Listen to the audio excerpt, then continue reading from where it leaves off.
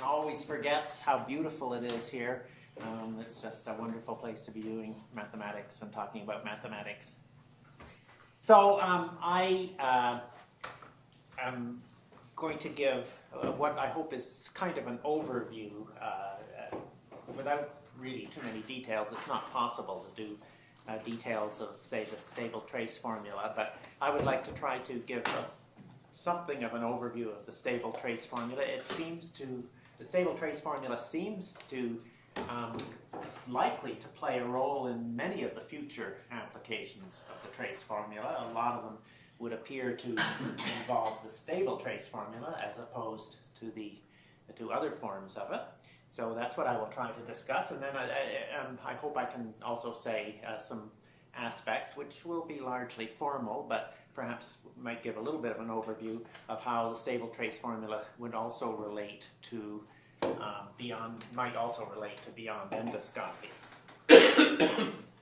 All right, so I'll optimistically have two parts to this talk. The first one, let's just say endoscopy.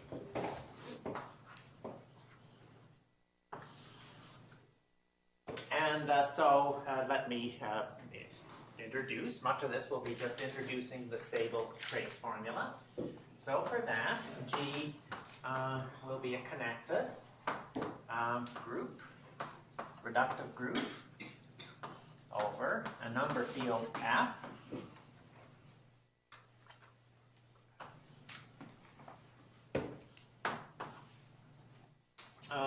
What I will also do is fix a large finite set of valuations of F, which of course would include the ramified places. And the infinite ones? The infinite ones and also the ramified places for the group G. And large has, perhaps I might make specific a little bit later on, perhaps see with other conditions other than that. And then let me write H of GV for the Hecke algebra.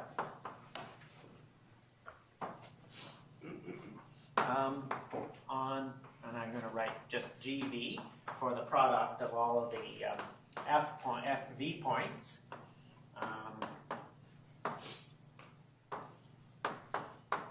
Where V ranges over this finite set of valuations of the group G.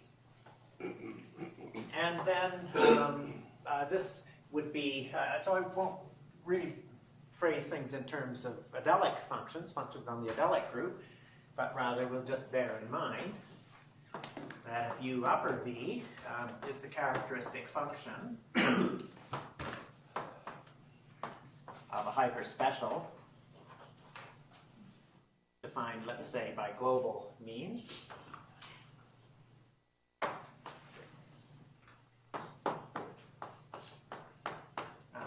KV of the adelic points away from V of G, you can map the function F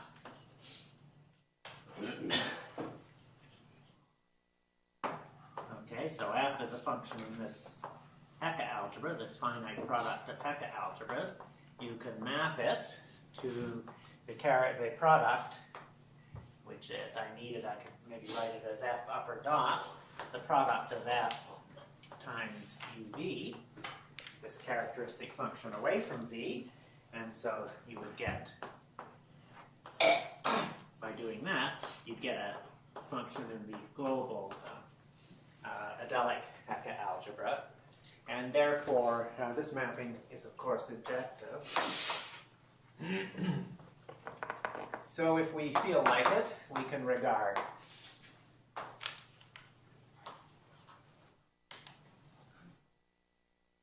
H of GV as a subalgebra of the global Hecke algebra.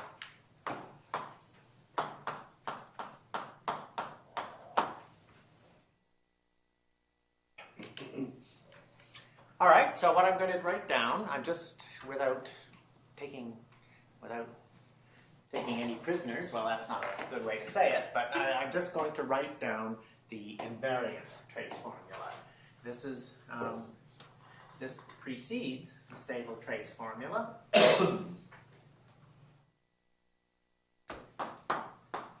And what I want to try to do in this lecture is to emphasize the formal aspects of it. At least for me, it's the way I somehow think best of it. Not the details of how these formal terms are defined usually, but just the formal aspects and how they interrelate to each other.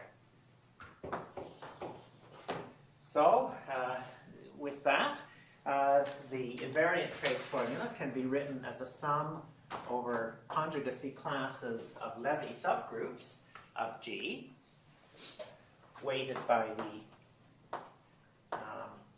inverse of the orders of the corresponding vial groups, a sum over gamma in gamma, what I'm going to write as gamma MV, but what I really mean that to be, I'll write down what these things are supposed to mean in a moment. I really mean this to be just the conjugacy classes in MV, the analog for M of the group G, the product of over V of FV valued points in this Levy subgroup M. So this is the geometric side. There's a coefficient which depends only on M. There's a distribution, an invariant distribution, so in this when writing the M, upper M, I mean this to say that this coefficient does not depend on G. It depends only on M. But then there's a distribution that does depend on G as well as M. I can write these down. Maybe I'll just add a couple of notes to I'll just put some labels of the things that I've just said. And so I'm going to take as a definition of this expression, I'll just write that as simply I of F, or I upper G of F, the geometric side of this trace formula. But the trace formula is a formula for this, that it has another expression, a spectral expression, which we could also take as the definition of I of F. And it's completely parallel in this formal setup. A sum over Levy subgroups, same weighting factor. Slightly different here, it's an integral with respect to a measure.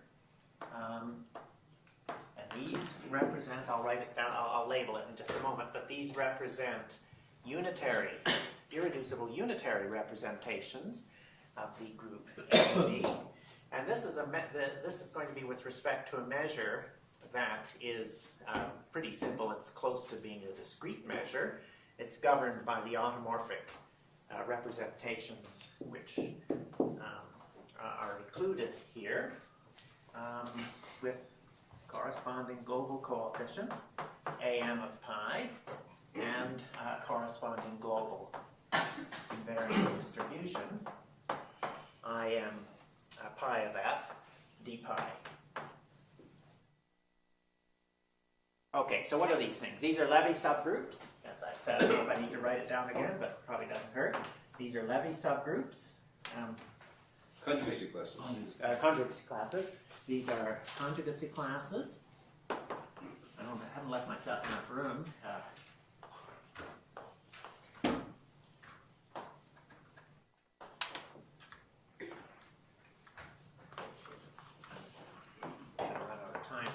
Too much of this down.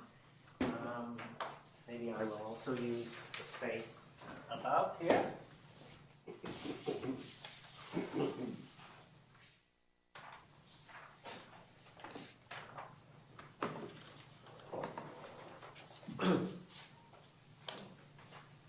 Okay, so these are conjugacy classes of Levy subgroups.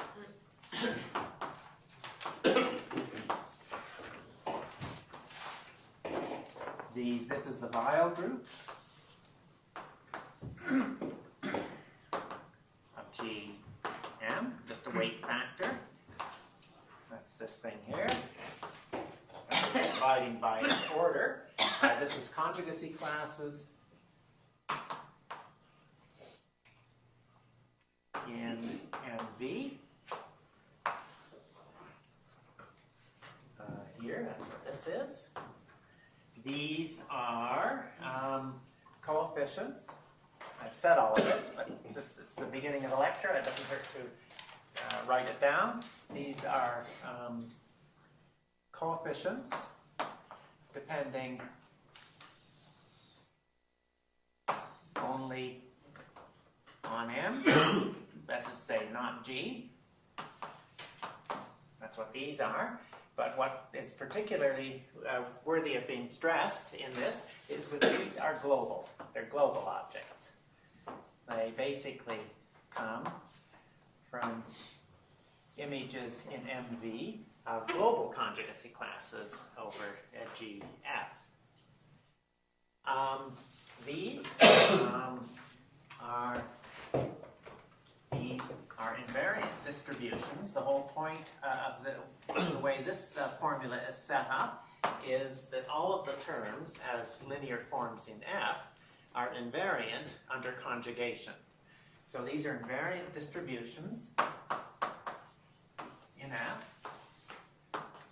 They are, if you're familiar with some of this business, they are gotten from geometric objects, so-called weighted, in general, weighted orbital integrals over the conjugacy class gamma, but with a certain quite interesting weight factor given by the volume of an interesting convex hull. Those weighted orbital integrals are not invariant, and so there's a process for rearranging the original non-invariant trace formula by taking the parallel non-invariant distributions on the spectral side, or some piece of them, and moving them over to the geometric side in such a way that the difference becomes invariant. Is that choice of sides canonical? So choice of... You move from one side to the other. Can you suppose you go the other way? That's never, to my knowledge, ever been accomplished. What you suggest would seem to be easier and more and better for comparison of trace formulas, but there are technical difficulties to this, which, to my knowledge, have never been overcome. In some sense, for reasons I won't go into, but in some sense there are little keys to this that suggest that this is the natural thing to do, to move from here up to here. It's the difference between the group MA1,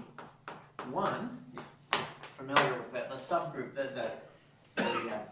a subgroup, it's getting rid of the center of this group that somehow is suggestive of which thing you should do. It's the difference between this group and the group MA modulo a subgroup of the center, of the Archimedean part of the center.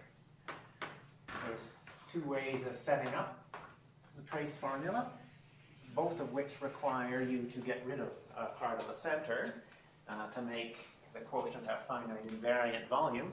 These are completely parallel, but if you use this form of it, it guides you through this process of subtracting invariant forms from this side to this side.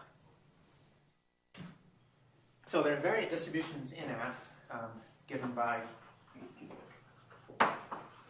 weighted orbital integrals.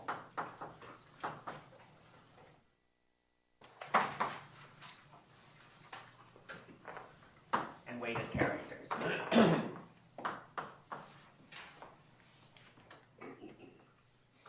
And the thing is worth stressing about this is that these are local. These are local objects that depend only on, that are governed by gamma as a local product of finite products. Is AM sometimes a volume factor? Yes, I'll say something about that in a moment. These, of course, are the same things. This is meant to be a set of all irreducible unitary representations of MV. these, and so it's a completely parallel setup. These are coefficients. I'm just going to draw a line here. These are, again, the same kind of global coefficients, which depend only on One line. Wrong one, yes, thank you. These ones. And these are rather interesting objects, which I think have not been fully understood or studied. These are invariant distributions. So it's what's left over of the spectral side of the non-invariant trace formula when you take the relevant piece of the weighted characters and you move it over to here. There's always something that's left. And these are invariant distributions attached to residues. They're attached to residues of non-invariant orbital of weighted characters.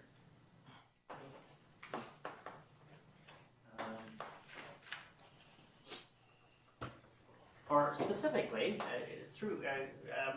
more fundamentally, they're attached to residues of intertwining operators.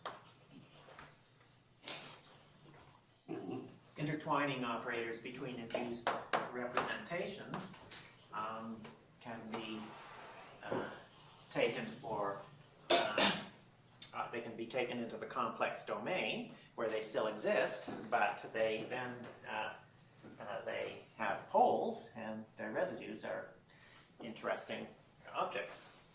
And this is a global measure, is a measure. Let's just put it this way. This is a measure supported on MV components of automorphic representations of M, which are unramified outside of V. So obviously what's particularly interesting about these kind of things, now this, so this is a measure that's defined relative to M, and there's going to be one of these for each.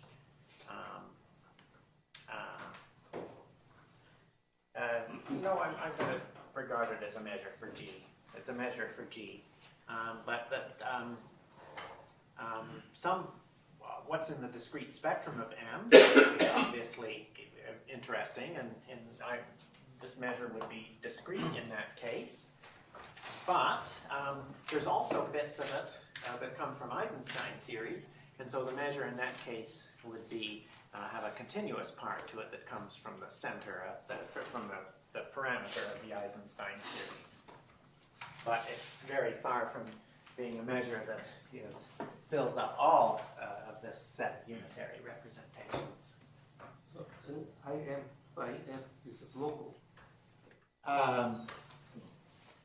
This is local. Okay. This is local, but this is a measure which is just as this this sum here.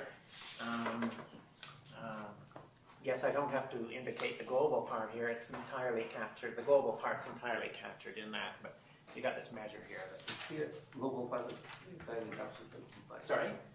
Here, global part is entirely captured by D pi. It's captured by d pi. It is also captured by these coefficients. That's right. Yes. Okay, so I'm going to leave. Any questions?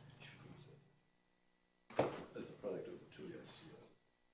Is there a place in the literature where this is worked out explicitly for GL2? I think it may Yes possibly. or no?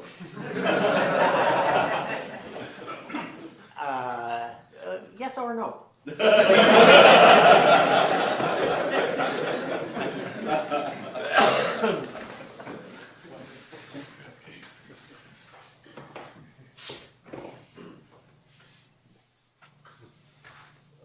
All right, so just to maybe ground us a little bit, let me say in sort of particularly nice cases what these terms are. So let's just say special terms. I'd like to say they're generic, really. They're almost they're generic. But that's not too much more interesting. They're generic, except they don't. I'm just going to say the elliptic generic terms. So geometric.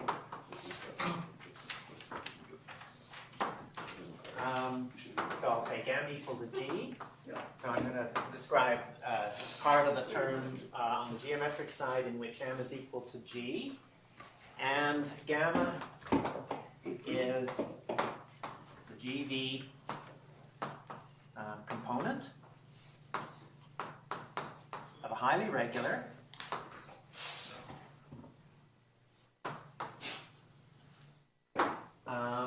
elliptic conjugacy class, and this would be global elliptic conjugacy class.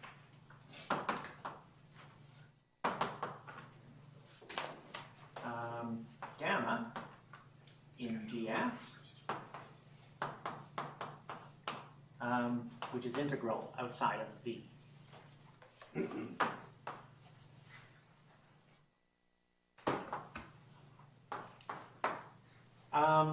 Well, in that case, as Bill has suggested, this is AG of gamma is because this is a particular form, I can sometimes index it by elliptic.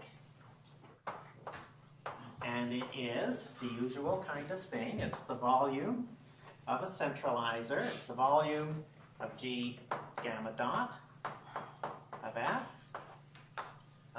divided into G gamma dot of A.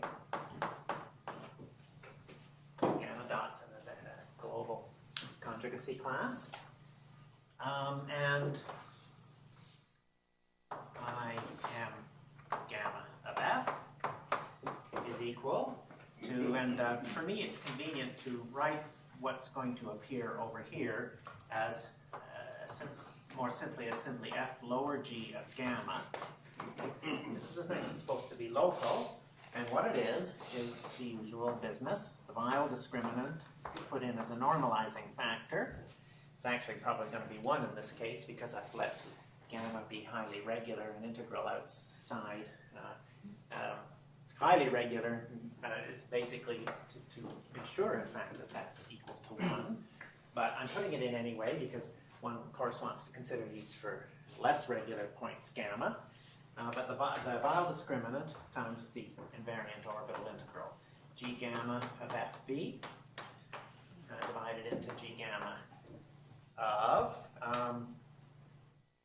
G of FB. F of x to the minus 1 gamma of x dx. Let me just speculate to anticipate maybe. So if I take gamma equals the identity.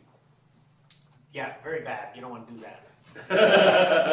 Very bad. That's got all of the unipotent terms in it as That's well. what I was going to ask. Huge, very complex. It's very beautiful. I think Chaudhar is probably. I suspect he's going to talk about that.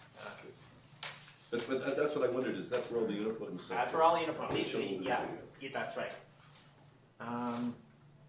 So it's really something. Well, no, okay, I take it back. I haven't insisted that these conjugacy classes be semi-simple, so the unipotent parts will appear separately in here. I mean, it's a matter of it's a matter of definition.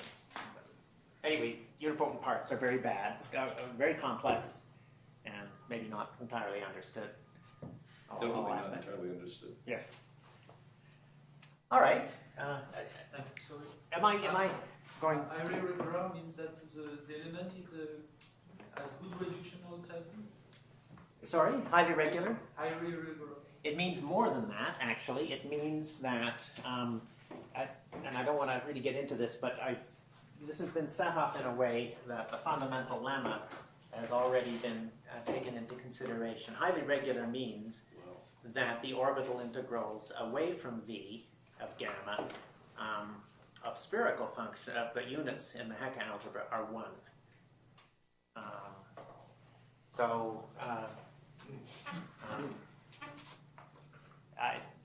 that seems to be the simplest way to describe how the stabilization will go.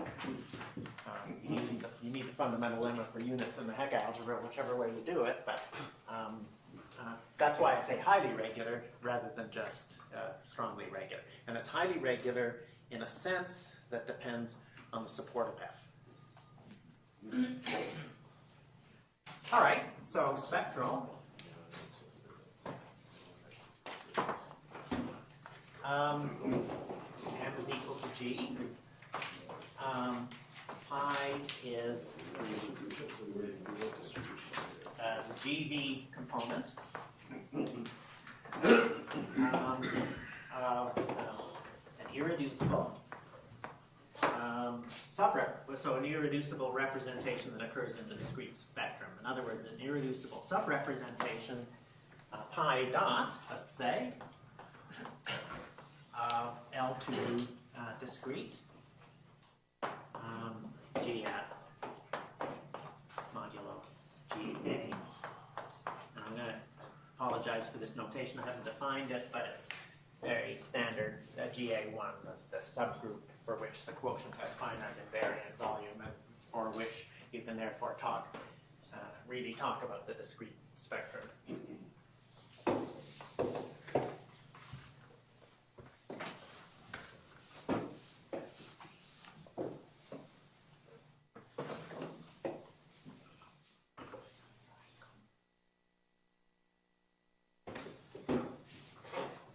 All right, and then in that case, A G of pi is, and I would write this in this very special case, sometimes attach a discrete to it.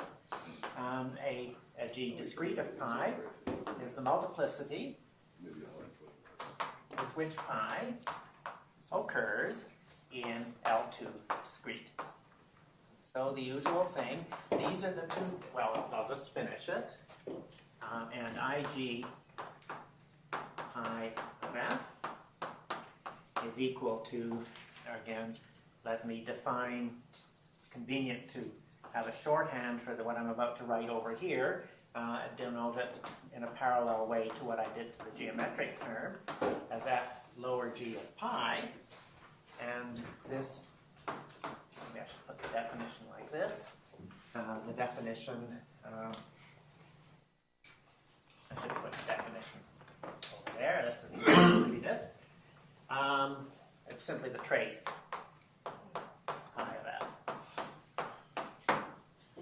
So let me ask you a question. So ultimately it's supposed to look like a Poisson summation formula, right? In some general sense. I'm gonna interrupt your question and say that if these terms and these terms, if they were the only terms, you would have the Selberg trace formula for compact quotient. That's exactly what you have. So if that's a Poisson summation formula, that's what this is. In a sense, but the problem. So what I'm wondering about is this. I can't remember exactly. I'm not going to get through, by the way, if we have too many questions. But go ahead. So I mean, we could. The Poisson summation formula says that sum over z is equal to some other sum over z, and one is the Fourier transform. So on both sides, it's an equality of distributions. Do you have an equality of distributions? Yes. That's what it is. That's what it is. You've got two sides. Distributions defined in spectral terms, and distributions defined in geometric terms. And the only definition you have of this, in some sense, is the different term. There's no somehow intrinsic definition of the distribution in some sort. We should talk about this afterwards. Sure. Yeah, because I very much like to get on that. So yeah, we can talk about it afterwards.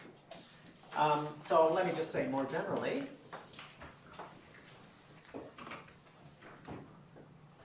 So just as a little remark on these discrete terms, there's a slightly larger piece of the spectral side of the trace formula, which comes from the entire contribution, in the case m equals g, the entire contribution of the measure d pi, the discrete part of the measure d pi. This is a piece of the contribution of the discrete part of the measure of d pi, but more generally, the entire contribution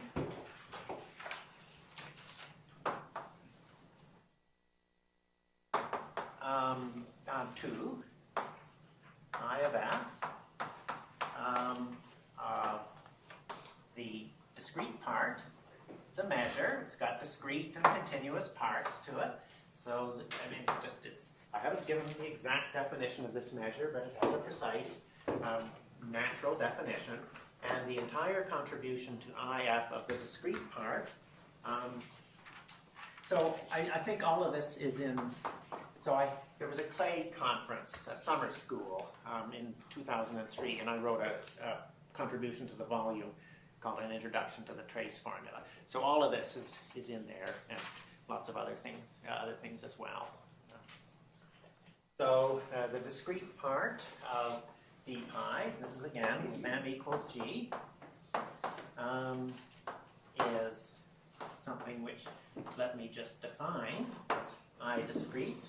Well, let me just call it I discrete, but it is the discrete part of the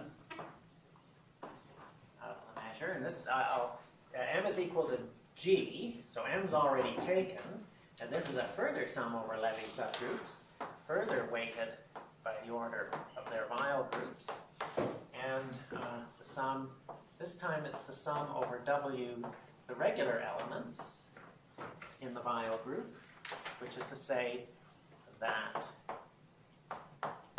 they have no invariant subspaces. They have as Weil elements acting on a maximal torus, with the inverse of this object times the trace of the intertwining operator MP1 attached to a Levy subgroup, a parabolic subgroup with Levy group, with Levy component M1, IP1 of F.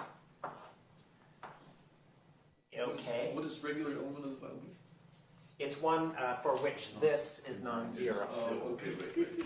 So you're going to invert, yes. So this is a global intertwining operator that comes at the kind that come from Eisenstein series. Intertwining operator.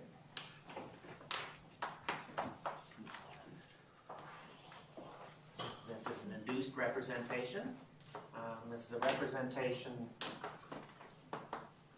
induced representation, parabolically induced from the discrete spectrum of M1.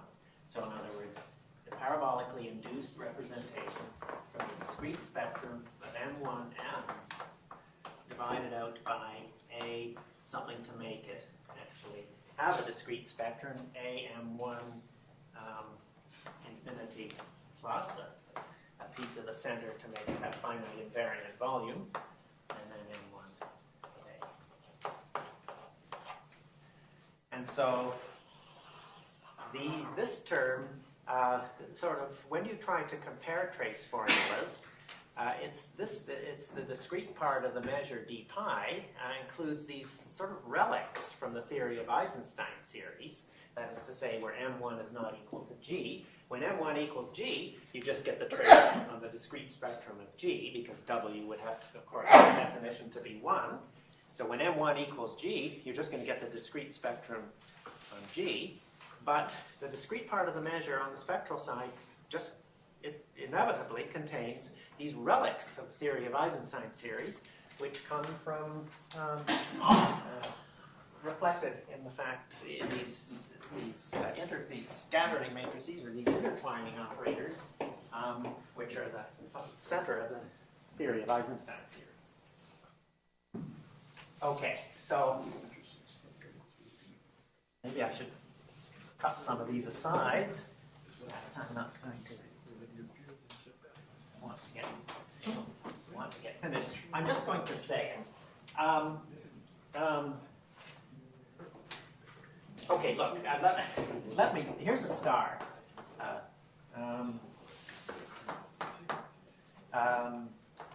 More, a comment later. If I have time, I could make a comment on how the general spectral coefficients, which I have denoted by A upper M of pi, how they are related to these things. But I won't take the time to do that now. So I can, if anybody asks me, I can just make a comment, or if there's some discussion at some point. Okay, so now I'm going to state some theorems. Okay, so this is the existence of the stable trace formula.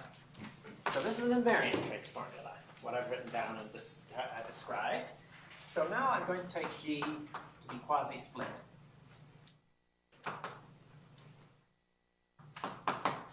And then the assertion is, then there exist unique, stable. So I'm going to write this down, and then I'm going to review the terms which will be implicit in this assertion of this theorem. There are unique, stable, linear forms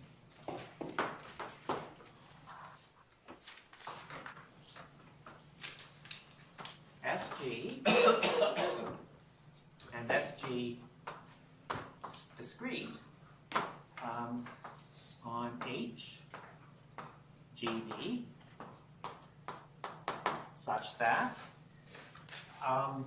well, when I wrote down the invariant trace formula, there were two pieces to it. There is what I called I of F, which was the entire spectral or geometric side, and there was this particularly important piece of the spectral side, which I denoted by I discrete of F. And the assertion of the stable trace formula says that you can expand both this and I of F in a canonical way in terms of stable distributions. Namely, IG of F. So the assertion is that there's stable distributions. Notice the parallel notation, S upper G and S discrete upper G. And the assertion is that this is equal to a sum over G prime. I'll describe these terms in a moment. IG G prime. So it's going to be a coefficient. S, and I'm going to write, to be completely general, I'm going to write S G prime tilde. And I'm going to write a hat here, which I'll explain in a moment. F prime. So these are stable objects defined inductively and attached to various groups G prime. And a completely parallel expansion for the discrete part of F. A sum over G prime, I, G, G prime, S hat, G tilde prime, F prime. G discrete. And discrete, yes, thanks.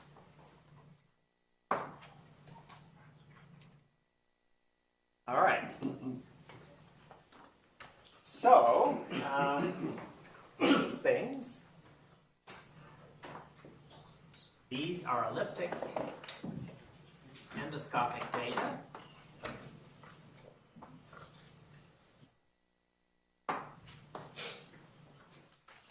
For G, taken up to the notion of isomorphism, natural notion of isomorphism.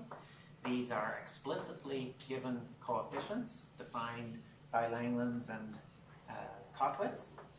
Let's say defined by Langlands and given explicit, particularly good explicit formulas by Kottwitz, simple explicit formulas.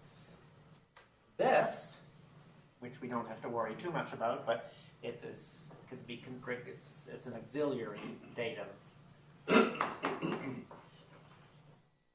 G prime tilde is some sort of auxiliary group attached as necessary. Isn't always required, but an auxiliary datum attached. Is it also reductive? Yes, it's a central extension of G prime. It's defined. It's given in order to make a certain group that occurs in a definition of an endoscopic datum to actually be an L group. So an auxiliary datum attached to G prime, and I'm going to say as needed because it isn't always needed. Depends on G and G prime. And this last one is the Langlands-Shellstead transfer of the function f from GFB to G tilde prime FB.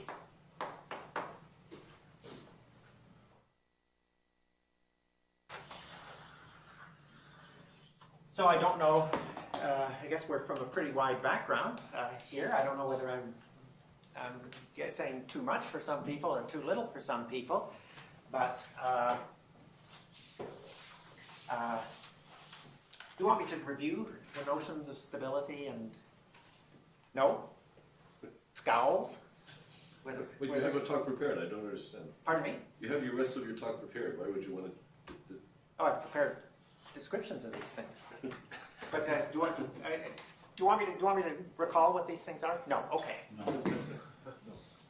Anyway, I'm happy to discuss them with people. I was booking on about 5 or so minutes, which I will gladly discuss with people.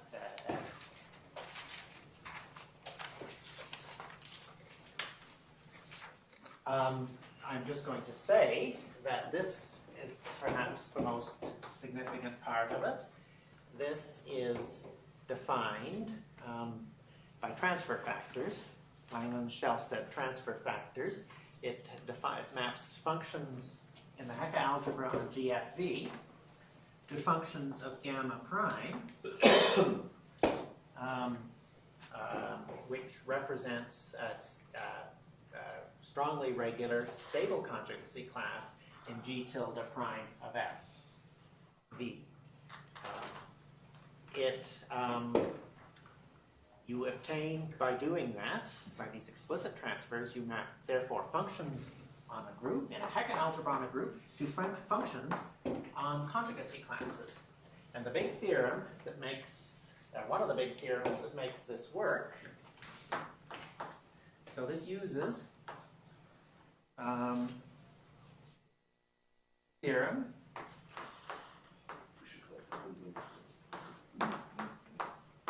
So I'll say Shellstead for real groups. I will say, I will say Waltz-Berger and Go for p-adic groups. So Go, in a very timely fashion, supplied a fundamental lemma, a fundamental proof of a fundamental theorem that got to be called a lemma. The contribution of the fundamental lemma is what was needed to finish Waltz-Berger's reduction of the theorem I'm about to write down to the case of the fundamental lemma. Namely, the function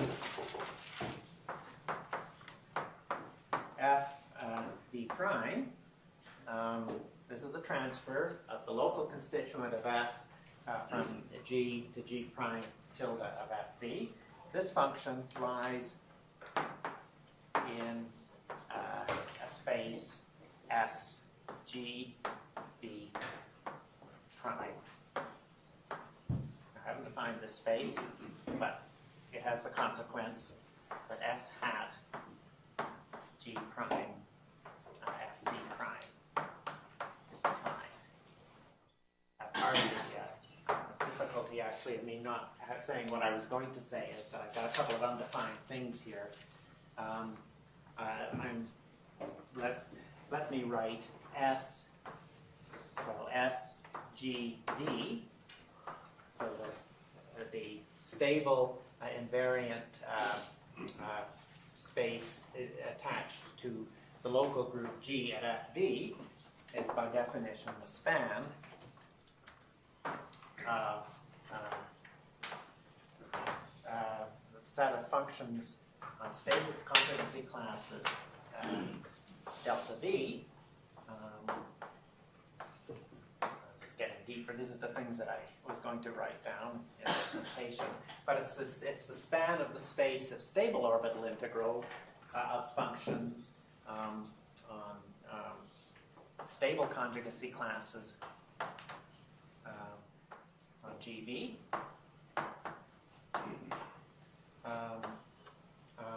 In which which FV lies in the Hecke algebra on GV tilde prime. So, fairly formal, but in that case, then if, by definition, a stable distribution on GV is a distribution or linear form which depends only, it's a linear form on the Hecke algebra, but which depends only on these objects, these stable orbital integrals. And so therefore I would write, let me write, so I'm just going to say if V is in V, a linear form SV in F, V is H of GV, is stable if SV of FV depends only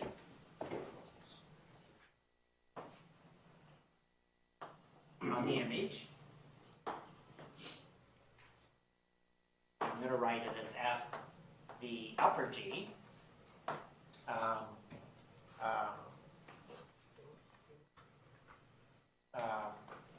FV in this space here, S of GV. In which case, we write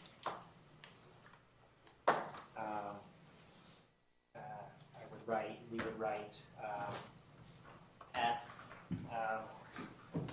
V of FV. I'm going to write it as SV hat of FV G.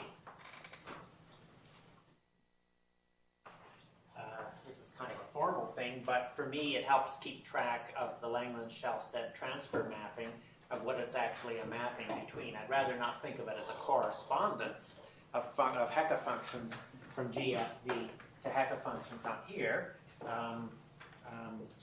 So G tilde is not canonically defined, right? G tilde is, no, but that's not, I'm not talking about G tilde in this. This is just G. Because you span line, that's only G. Span. The last one. It's only G. Oh, I'm sorry. Good, Bill. Good. But then, so this definition, that's why you are writing a hat here. That's why this theorem is needed. This theorem tells you that F prime, so F prime by definition is F G tilde prime, which is defined here. It's the set, the space of stable orbital integrals of the function F, but transferred from G to G tilde prime. And because of this theorem, you can regard it as a linear form on the Hecke algebra, and that's what, it's the hat notation here. But my remark still holds. There's something a little puzzling about that. Yes? You say it doesn't depend on a choice of G tilde in some sense. It does, yes, G tilde itself is not canonically defined, but the objects attached to it are.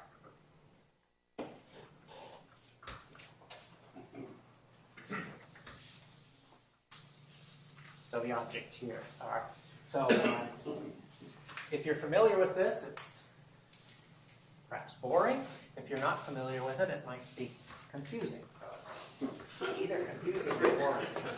Can it be confusing and boring? Yeah, it could be that, yes, it could be that. I think confusing entails a certain amount of boredom. So. All right. So I'm just going to say a word about on the proof. Theorem 1.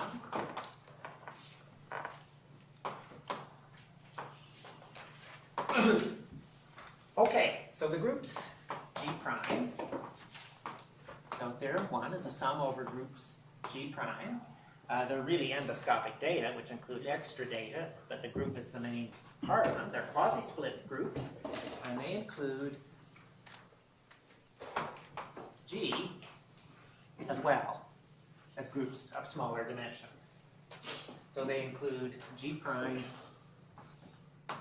equal to G, as well as groups of smaller dimension.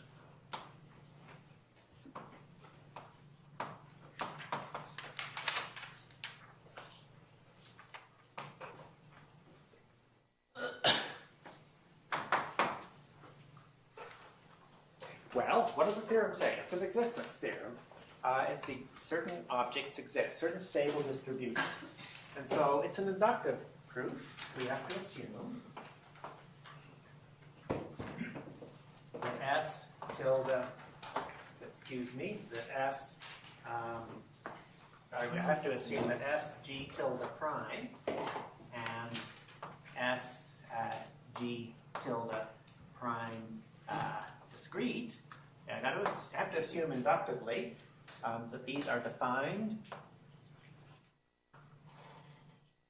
and stable if G prime is not equal to G. And then, set, let's call it 1 prime. Let's then define SG of F to be IG of F minus some G prime not equal to G, the remaining ones. IG G prime of SG tilde prime hat F prime. This is the transfer of F from G to G tilde prime, but defined by its stable orbital integrals, and therefore this makes sense. And same thing with the discrete part. So we simply make that definition in terms of our induction assumption, and then what do you have to do? You have to prove that the right-hand sides of these two things, all of which are defined, these rather abstractly and these rather concretely, but rather complicated form, you have to show that the two right-hand sides are stable in F. If you don't have it stable, you don't have anything resembling what you would call a stable trace formula, and in particular, you can't define this. You can't define these inductive terms because this is based on the premise that S upper G tilde prime is stable. Okay, so problem is to show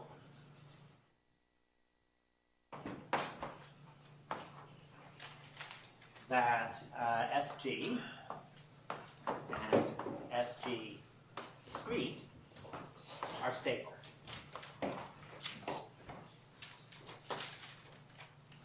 Well, how do you do this?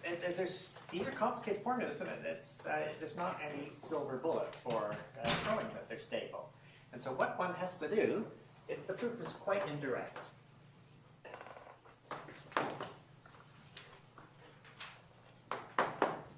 What you have to do is you have to define analogs of all of the data that parameterize the terms in the invariant trace formula. You have to set up stable analogs of all of those objects. So you need to define stable analogs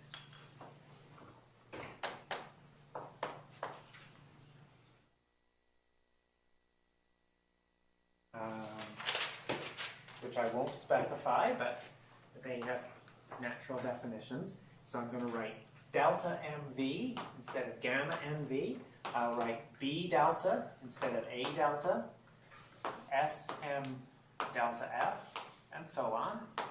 I'm going to write phi MV instead of pi MV. I'm going to write B MV instead of V M pi. I'm going to write SM phi of F instead of SM pi of f.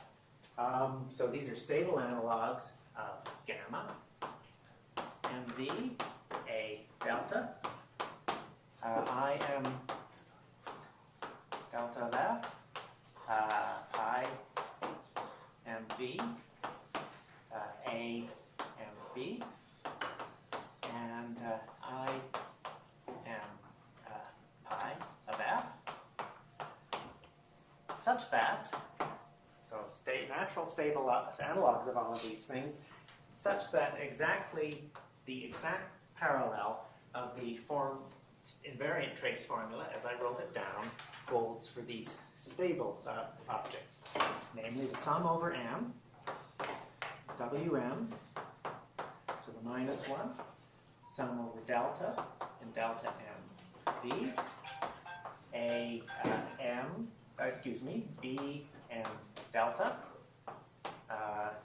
sm delta of f, such that that equals the sum over m wm to the minus 1, and then an integral over phi and pi, b and v, I m v f d phi.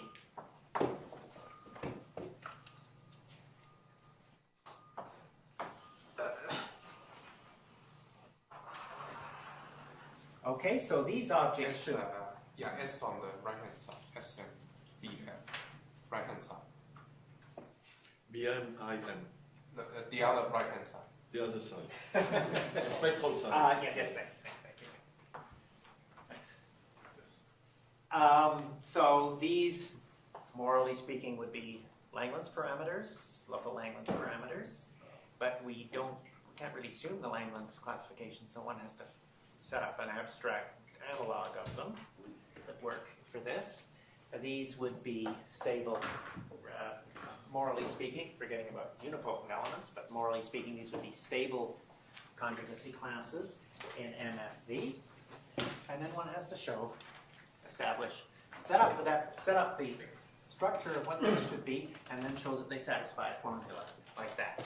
And that's quite complex. This is, the proof is quite involved. That's what we will call a stable trace formula.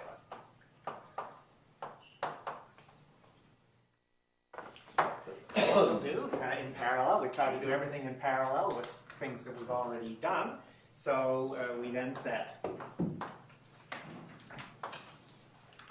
S of f, or S of f.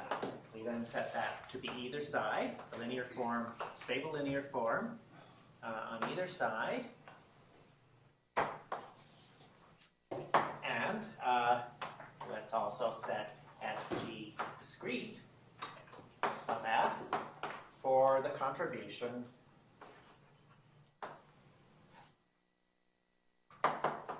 of the contribution to the right-hand side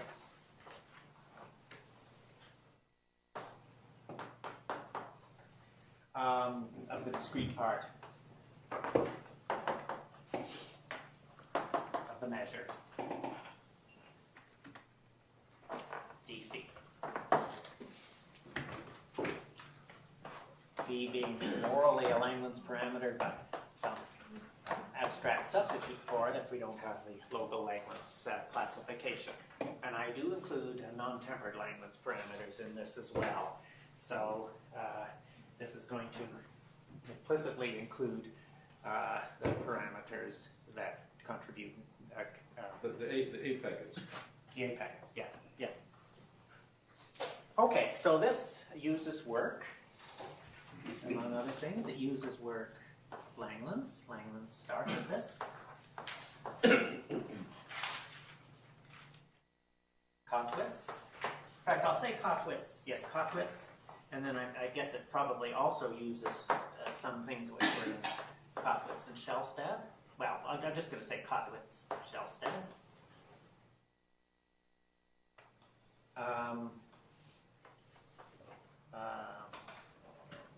Certainly certainly uses work of Walsh-Burget at least as for the theorem, the transfer theorem that goes into this, and it also uses, in a more direct way, it uses the proof of Ngo, which just includes work of Walsh-Burget on the fundamental. It uses the proof of Ngo, is that what you just said? Pardon me? You said it uses the statement or the proof of the fundamental? This assertion. I'm sorry. Okay. Yeah, this assertion.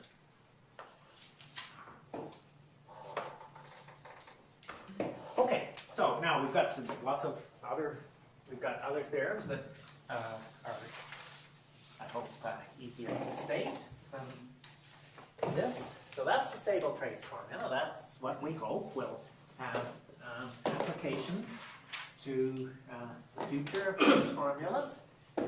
But let me, just before I go on. Excuse me, can I ask Yes. So is it kind of easy to see on the nose that this is stable distribution? That's part of the proof, and you prove. No, it's a complex proof. You basically choose two different functions, f and f1, whose stable orbital integrals are equal, and you show that the distributions that you've set up here basically are zero when you subtract the two of them. So it's a complex proof of stable. I mean, the proof of stability. Basically, proving this identity amounts to proving. Yes, once you have this identity, you prove. Well, you got to prove these are stable. Got to prove these are stable. Construction of these two things has to include a proof of stability. And the definition of these two things is given by an inductive process that is more detailed because it contains this and this, but which otherwise is very similar to the statement of Theorem 1, namely an inductive proof with defining it as a difference of two things. And then the proof of stability of these more concrete things or more detailed things is then possible to do. You can't prove it, as far as I know, just with the abstract general formulation of Theorem 1, but because these are more concrete things, these are defined in terms of weighted orbital integrals and so on, and eventually. Is it correct to think that this is proof of stability is analogous to the proof of invariance? Yes, it's very similar. Well, it's let's. I mean, I can sort of think of it as being a little bit parallel to it. Yes, I mean it's the process that goes from the non-invariant trace formula to the invariant trace formula. They subtract some complicated things on different sides. Is not unlike this. Okay, theorem 2. So I'm going to state a couple more theorems.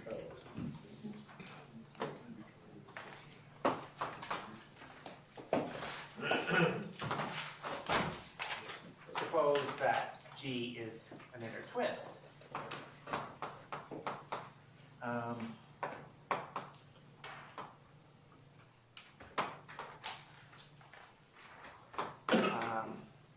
A quasi-split group. G star, let's say. Then the identities, I indexed those two identities as 1 and 2, and so then the identities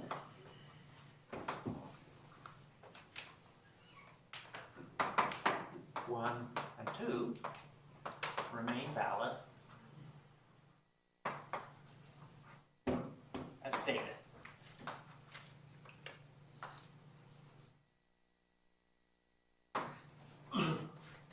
The one comment I would say here is that the right-hand sides of those two identities involve stable distributions on groups G prime. Quasi-split groups, for which we have already defined by this, we have already defined the relevant stable distributions. So everything on the two sides of 1 and 2 in the inner twist case is already defined, and so you are therefore forced with just having to prove an identity. But the proof of it is rather similar to the proof of the stability of this. All right. A big time generalization of this is theorem 3. And this is Langlands-Wells-Bourget.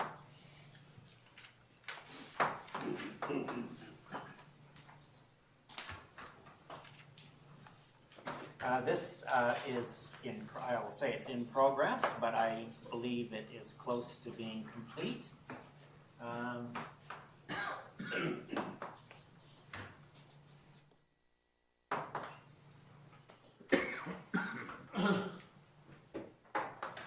This is as exactly as similar as entirely parallel assertion, but in this case, one assumes that G over F is what we could call a twisted group, or I think Wells-Bourget calls it, maybe Labesse, I call it a G0 space.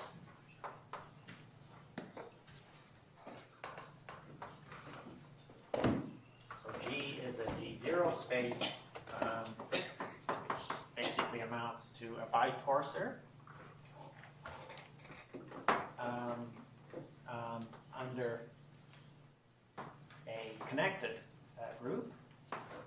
So a connected group G0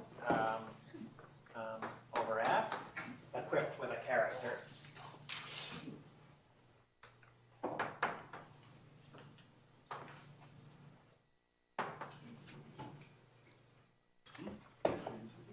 Omega on G0 of G0 of F into G0 of A.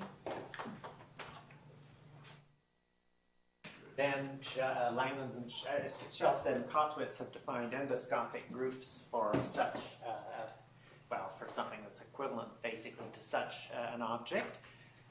So this includes, we're talking about basically the most general form of the twisted trace formula.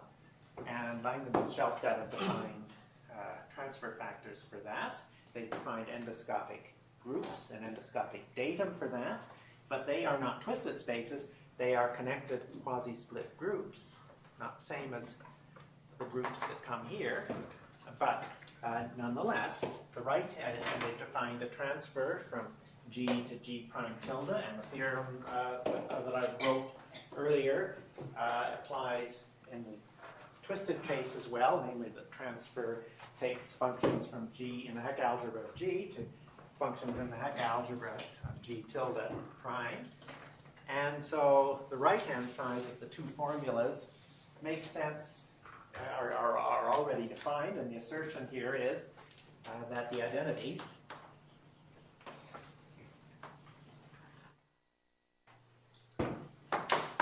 one and two of theorem 1 are valid as stated. Of course, with the interpretation of the symbols geared to this object.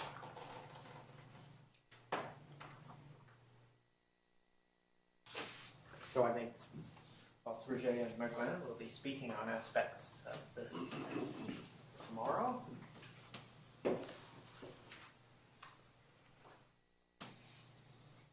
And then I just will state the final theorem for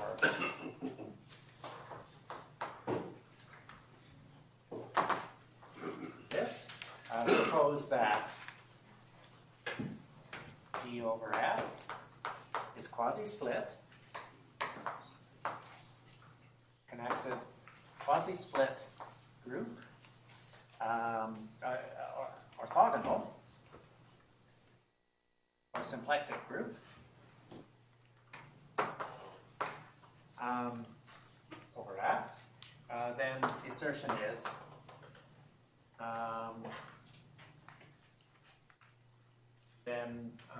theorems 1 and 3 lead to a local classification. There is a local classification of representations of GFB, let's say for B in our set B, in terms of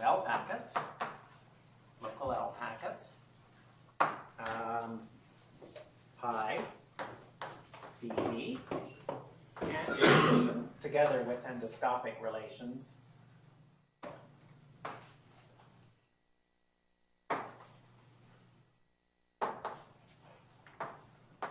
For with endoscopic character relations.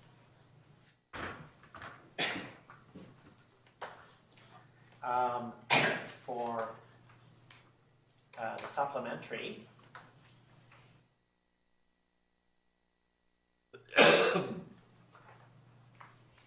A packets, pi psi b, and a global classification.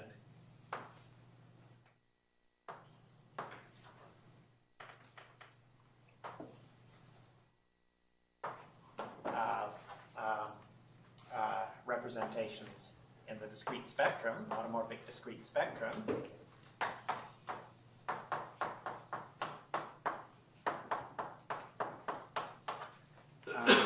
In terms of global packets, in terms of global A packets.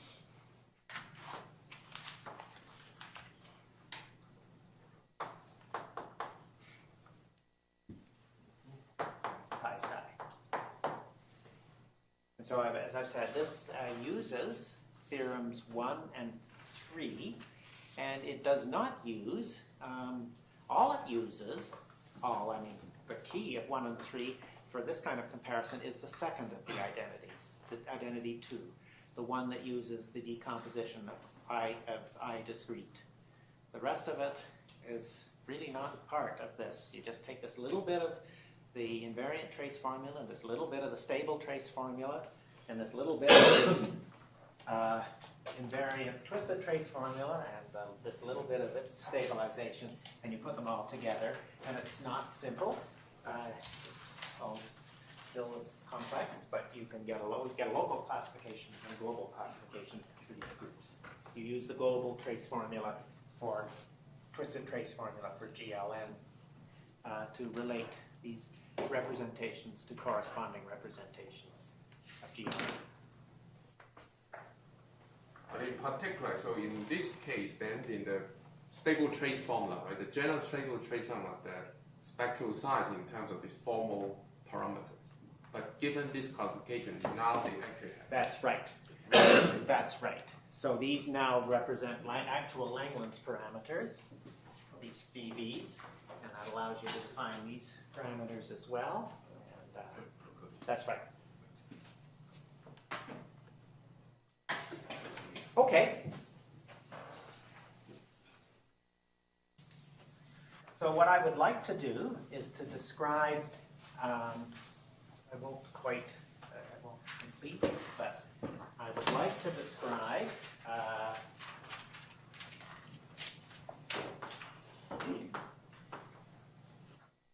this is just the beginning, just the formal aspect of it, or some part of the formal aspect of Beyond Endoscopy, at least as I see it, that emphasizes the formal ties with what I have just said about the stable trace formula. So Beyond Endoscopy is the idea is due to Langlands. And in Langlands' mind, it is to use the stable trace formula to try to prove, ultimately to try to prove the general principle of functoriality. This gives some aspects of functoriality, but global functoriality is much more. It's very, very deep, and if we all just sort of quit what we were doing and said, hey, why don't we try to prove Beyond Endoscopy, it might nevertheless take us all decades. Those of us who are still standing decades from now would take. I mean, it's at least we don't know, but it appears to be very, very deep. So it's a proposal to establish functoriality using the stable trace formula. I'm going to give a rough, as I have time, I'm going to give a rough overview, at least of the formal aspects of it, just the beginnings of the formal aspects of it as I see it, emphasizing the analogy with endoscopy. So G over F is a connected quasi-split group.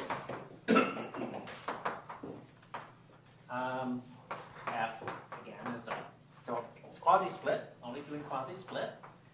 F's something in the Heck algebra. And so I recall that we've defined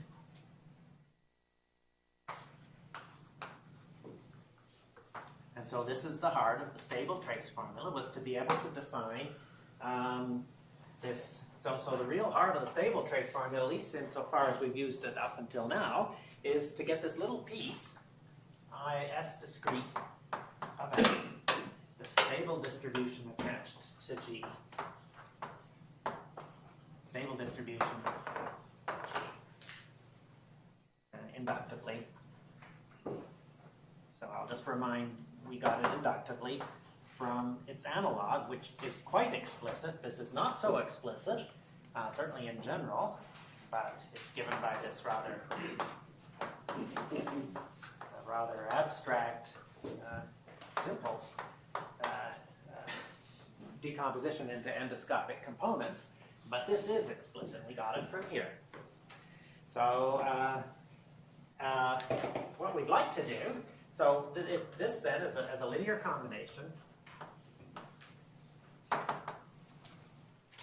So we define it as a linear combination of discrete spectral. It's really a linear, so it could be really regarded as a discrete linear combination of discrete spectral, let's say discrete spectral parameters. So even though it's not particularly explicit, it's clear from the inductive definition that it is a linear combination of characters, irreducible characters on the group GB.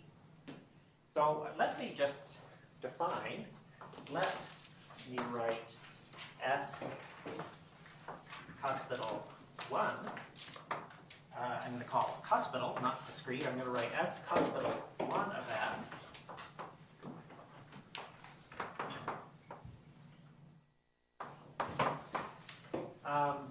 Well, all right. It's a linear combination of automorphic automorphic characters, irreducible automorphic characters, some of which occur in the continuous spectrum, or maybe it's continuation to the complex domain, some of which occur in the discrete spectrum, and some of which are tempered, and some of which are non-tempered. The ones that are obviously non-tempered, we don't know that the ones we expect to be tempered, we don't know that they're actually tempered. That's Ramanujan's conjecture. But let's take the ones that are obviously non-tempered and take them off the spectral side and put them over on the geometric side. Or in other words, let's just let this be its cuspidal, and I'm going to say tempered in quotation marks, what would be tempered if we knew Ramanujan's conjecture part. Okay, so what Langlands does is he takes a representation, finite dimensional representation of the L group of G,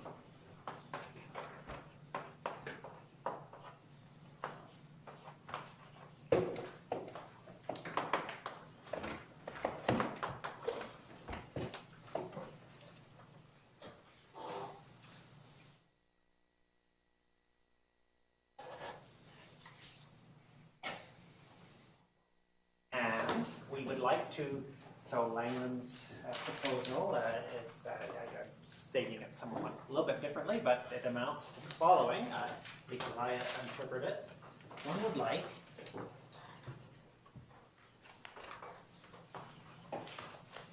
to establish two things.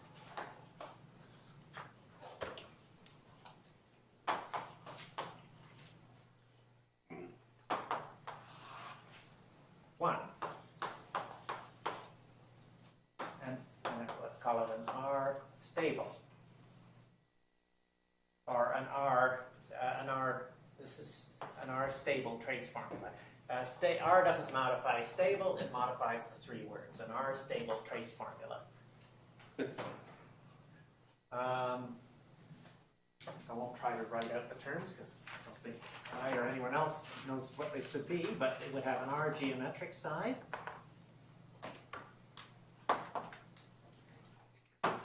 And let's, in analogy with what we've done, let's define it to be S R of F. or maybe S G R of F, and that would be equal to an R spectral expansion.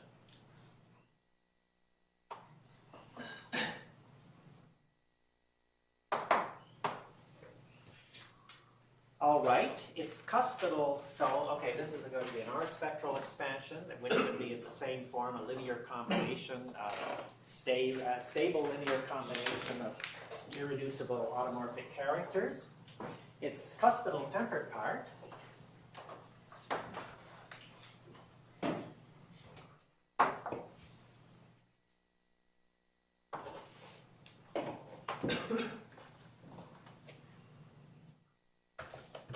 okay, in the sense of this. So the cuspidal, its cuspidal tempered part, I'm going to write that as SR, cusp G equals SG RF, should contain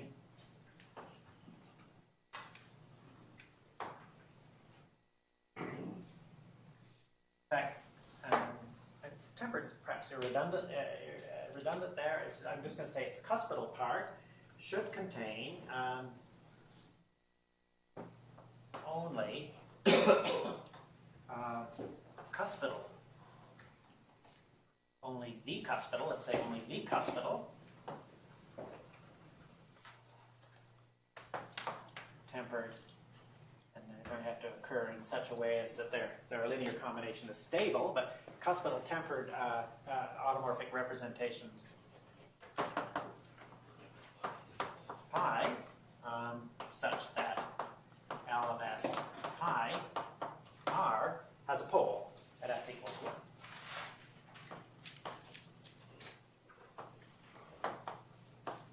So it should be characterized by that. And with this in mind, then that's matching what we've set up over here. This matches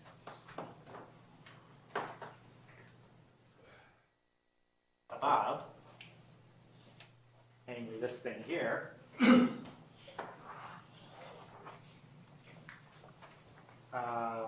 when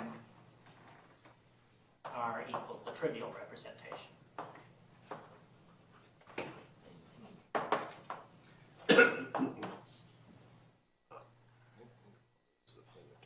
R equals 1.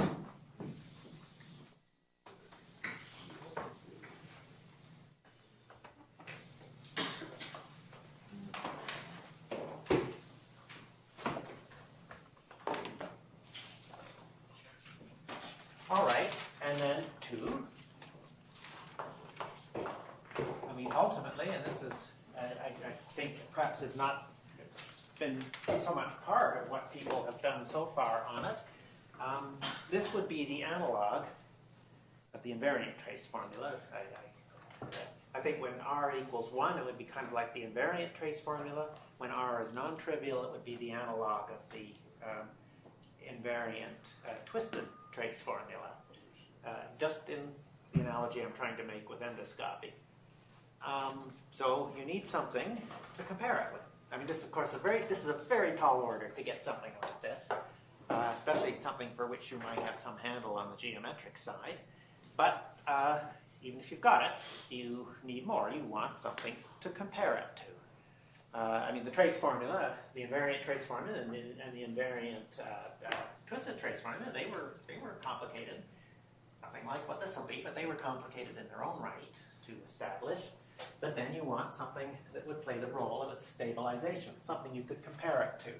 And so this would be decompositions I'm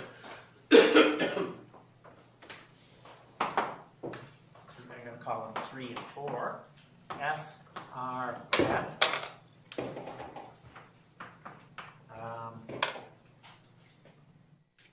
SR of F equals, I'm being a bit, well, a bit cute here, but you would try to write it exactly, at least it's worthwhile trying to emphasize as much as possible the analogies with endoscopy, so you'd try to write it as a decomposition of further refined formulas, which I'm going to write P of F prime. These are attached to groups G tilde prime, just like we had before, and a discrete analog of it, SR cusp F, sum over G prime, R G prime, what I'm going to write P hat G tilde cusp of F prime. And these things, the terms in here, should be as follows. I think I have 5 minutes. I think I started 5 minutes late. No? How much time do I have? 5 minutes. Yeah, you see, your watch is losing time. The question is, what is the next speaker going to do? That's your only question. I can't do his talk as well as mine. I'll take 5 minutes. Do you want to take? Yeah. Even that. Pardon me? Even 10 minutes. Well, I'll try to just make time. Okay, so what are these things? G prime represents. All right, now I don't want to be cute here, but let's just say isomorphism classes. I mean, I just prepared this last week, so I could easily have overlooked something, but these should be isomorphism classes of data, G prime, script G prime, and C prime. And so if you wanted to be cute, we could call them elliptic beyond endoscopic data.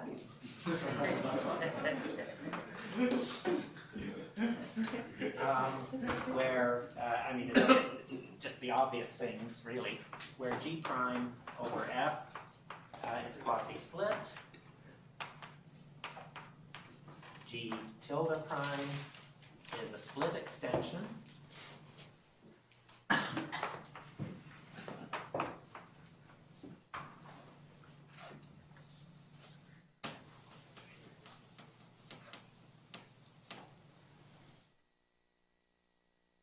G prime is a split extension, 1, G prime hat, G script G prime, WF, that's a split extension of the global Bay group, and C prime, G prime into GL is an L embedding.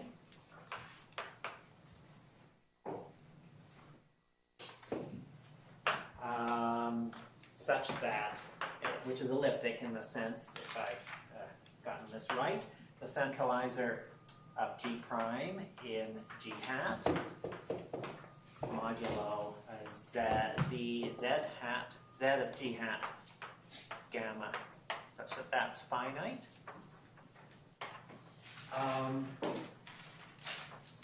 G prime C prime is an auxiliary datum.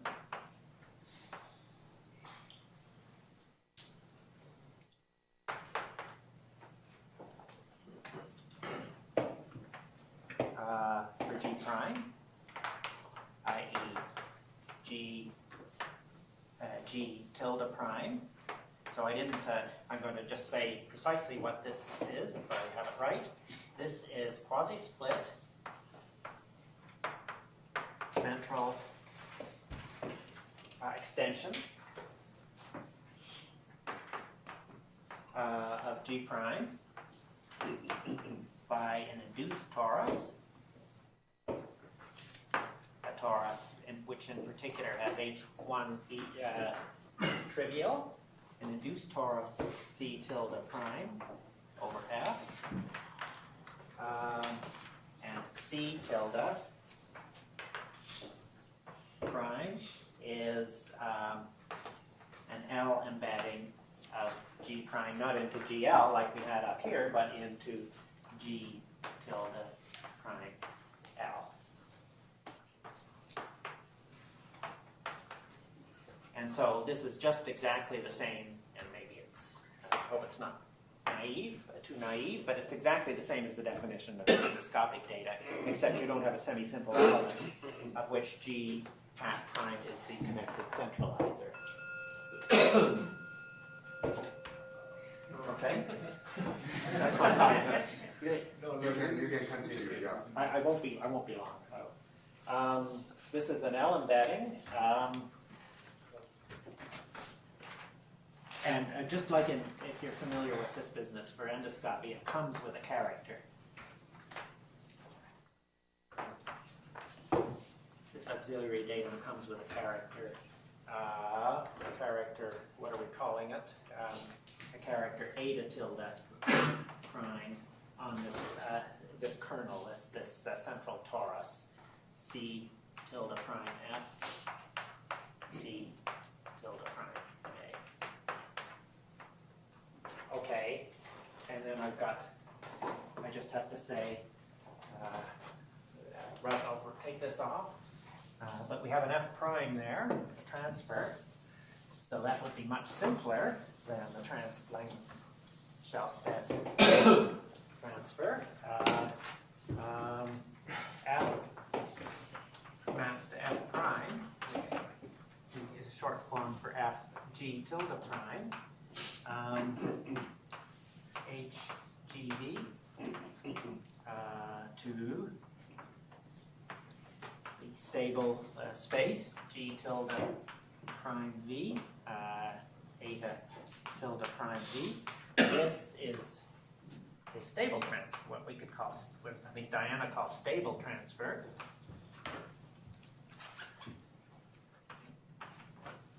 From GB to G tilde V prime, defined by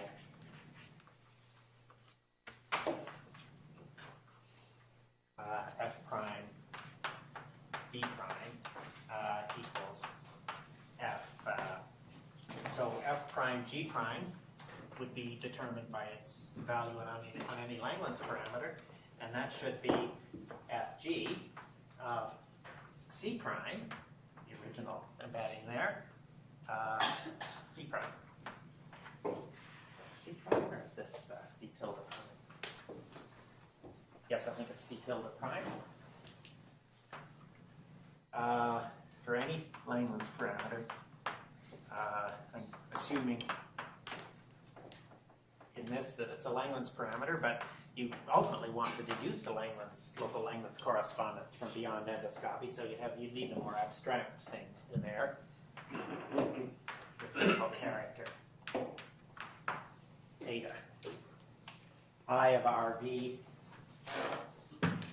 I R G prime should be some explicit coefficient I of G and G prime that is independent of R, two times the multiplicity. I mean, this is the most obvious and I would say ultimately unsatisfactory thing for an overview.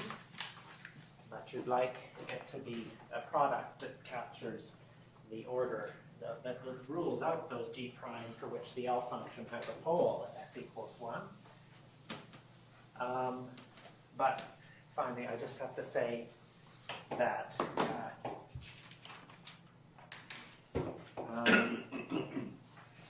SG primitive. So by definition, let me define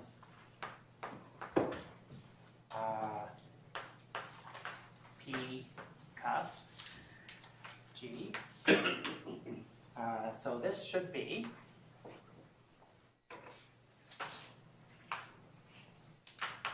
what we could call the primitive part of S, of the stable trace formula. Or for that matter, equivalently, the primitive part of SG1 cusp of F. And by that, we could mean the spectral contribution a tempered cuspidal automorphic.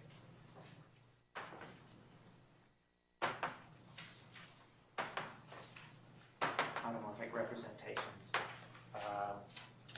that are not functorial images, that are not proper functorial images.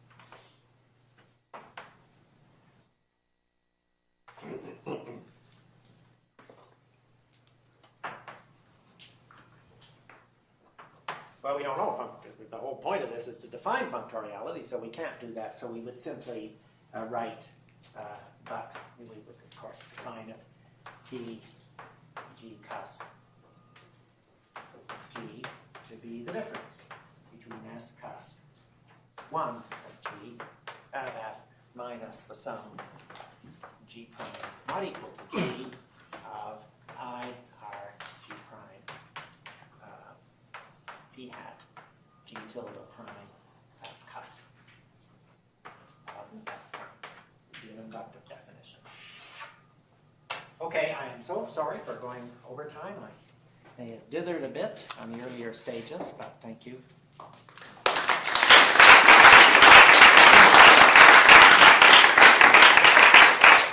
So we probably don't want questions that we can talk later as needed.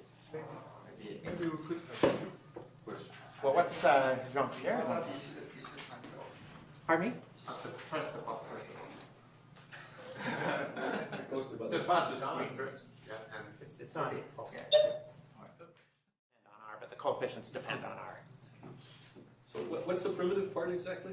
Well, I mean, fancifully, it should be the part. So you have the trace formula, you have the stable trace formula, and then you have the part, a slightly different trace formula where you take all of the non-tempered parts on the spectral side and you shove them over to the geometric side, and the primitive part would mean where you further take away everything that is not a functorial image. Every cuspidal automorphic representation is not a functorial image of some proper endoscopic group. So as I remember, it's roughly the stuff. Not endoscopic. For GL2, it's the stuff for which Sato Tatum works out. That's right. Okay. I think Langlands calls them isobaric. No, I think he calls them hadronic or something like that. Yeah. Langlands has this paper on GO2, there's a stable to stable matching functoriality and seniority and transfer. How does that sit in this? Well, that's much more refined than this. This, I have to say, this is a bit fanciful. This is using Langlands' original idea to define SR by taking the logarithmic derivative of the L functions. And that's been pointed out by Sarnak and Ali, Altu, that you actually that's probably not going to work if you want to get a good expression for the geometric side. That works beautifully, I think, on the spectral side, that original idea. But on the geometric side, rather than take the logarithmic derivative of the residue of the L function at 1, you would simply take the residue of the L function at 1. And that apparently controls the class numbers of the volumes, the A discrete, or the B discrete gammas that one has. And that's what else, I think, among the things that he did.